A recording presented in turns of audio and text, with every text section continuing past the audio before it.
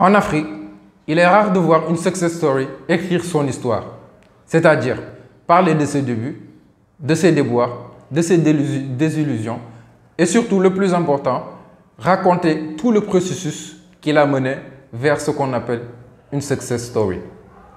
Contrairement à certaines cultures, je les citerai, en Asie ou bien en Amérique du Nord, où parler de son histoire est source de motivation, non seulement pour vous-même, mais aussi transmettre votre savoir à la future génération. Ce qui fait qu'elle va avoir ce qu'on appelle des modèles, des bases sur lesquelles elle va pouvoir s'identifier, se dire voilà, ce monsieur-là, il a réussi, pourquoi lui et pourquoi pas moi?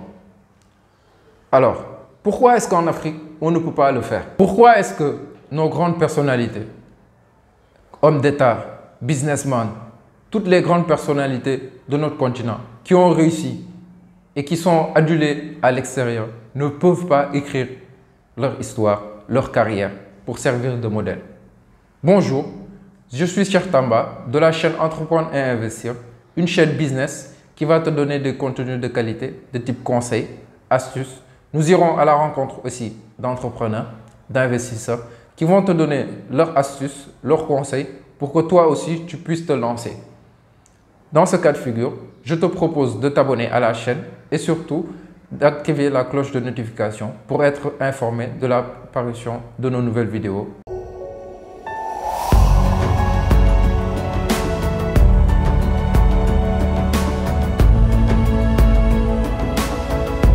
L'Afrique regorge de personnalités exceptionnelles qui ont réussi dans tous les secteurs de la vie, que ce soit à travers les services de l'État ou bien dans les business.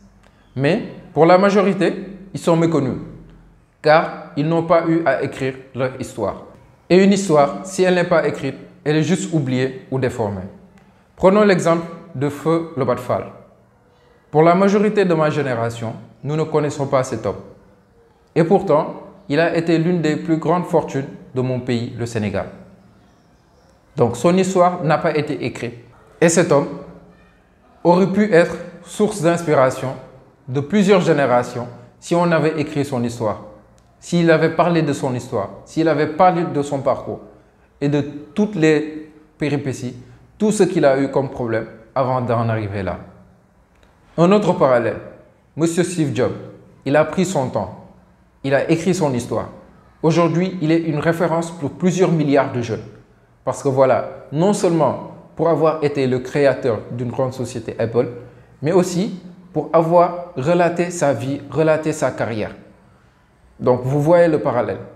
Donc, en Afrique, on doit vraiment revoir notre culture, d'écrire notre histoire, de parler de notre vie. Que ce soit, ça ne doit pas seulement se limiter à voilà, parler de son histoire à travers ses enfants ou bien leur partager quelques secrets de polichinelle. Mais juste parler de soi, être source d'inspiration. Source d'inspiration, surtout source d'inspiration. L'homme le plus riche d'Afrique, CMI, Aliko Dangote, il a écrit son livre, il a parlé de ses recettes, il a déclaré carrément que ça c'est mon legs pour les plus futures générations. Parce que voilà, je dois laisser une trace indélébile sur mon passage sur Terre. Parce que ça ne se limite pas seulement à amasser une grosse fortune d'argent. Non, ça doit servir à une chose, transmettre sa vie. Autant que nous sommes, nous jeunes, les plus âgés, nous avons besoin de modèles. Parce que voilà, quand on est jeune, voilà, on dit en secret que voilà, lui c'est ma référence. Comment est-ce que je vais faire pour être comme lui? Parce que voilà, je vois que voilà, il est arrivé à un certain stade. Il a fait sa vie. Il a réussi carrément sa vie. Comment est-ce que moi, si je ne peux pas le côtoyer aujourd'hui, si je ne peux pas le côtoyer, comment est-ce que je vais le connaître pour connaître ses secrets, pour que je puisse discuter avec lui? Par exemple, si vous écrivez votre histoire à travers une autobiographie, à travers des interviews, voilà, ce jeune pourra facilement s'identifier à vous. Parce que voilà, vous avez pratiquement eu à vivre les mêmes expériences, les mêmes réalités, à quelques différences près. Voilà, il pourra carrément endosser votre rôle, se dire voilà, monsieur tel, tel, tel, tel, tel, dans une telle expérience, il a dit, voilà, je suis passé par là, là, là. Pourquoi est-ce que je ne vais pas adapter son même système pour pouvoir sortir de cette situation-là? Ça, c'est à ça que servent les références. C'est à ça que servent les mentors. Nous en avons besoin parce que nous avons un continent carrément à bâtir. Nous avons des infrastructures à créer. Nous avons beaucoup de choses à faire.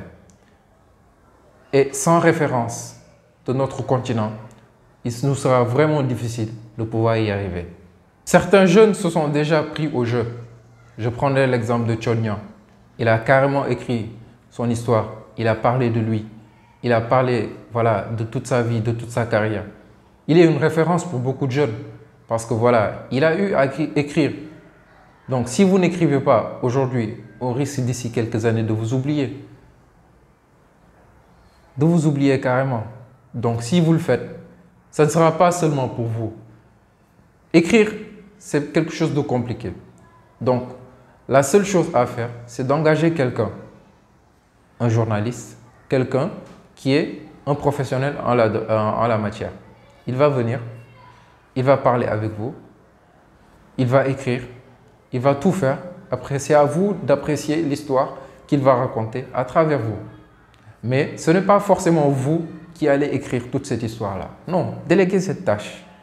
Et puis le reste, voilà. Vous allez entendre l'avis d'un Chinois sur la transmission du savoir de génération en génération. On va vous mettre le petit extrait maintenant.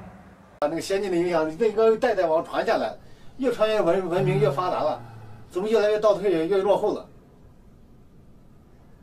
你看这么先进的铁路，我的1930几年就有电气化铁路，我的是中国啥时候才有电气化铁路的？你看矿区那个铁路电气化的双轨铁路，因为架得多好，你看现在顶上那个什么，哎呀，千疮百孔啊！ Donc, vous avez entendu le témoignage de ce Chinois. Donc, pour vous dire que la transmission du savoir est à l'origine même du développement. Sans transmission de savoir, on va dans deux étapes, soit stagner, soit régresser.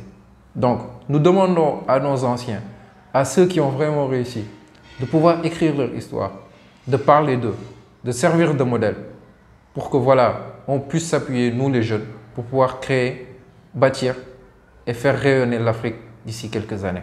J'espère vraiment que cette vidéo t'a plu. Commente-la, partage-la, like-la et surtout, parle-en à ceux qui sont vraiment autour de toi et qui ont vraiment réussi. Essayez de parler avec eux pour qu'ils puissent transmettre leur histoire, parler d'eux, pour que voilà, ils puissent servir de modèle pour demain. Donc merci, à la prochaine et n'oublie surtout pas de t'abonner. À la prochaine.